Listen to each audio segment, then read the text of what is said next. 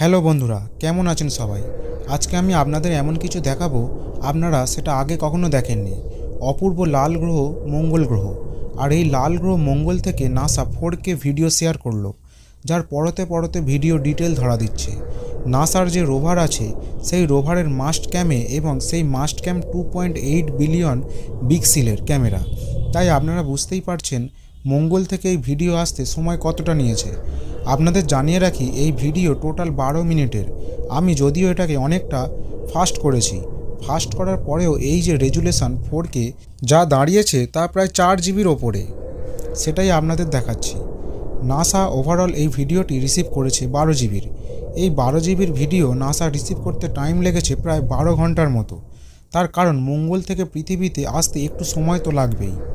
পার্সিভিয়ান্সের rover এই data পাঠাবে, তারপর অরবিটার থেকে ডেটা সংগ্রহ করবে নাসা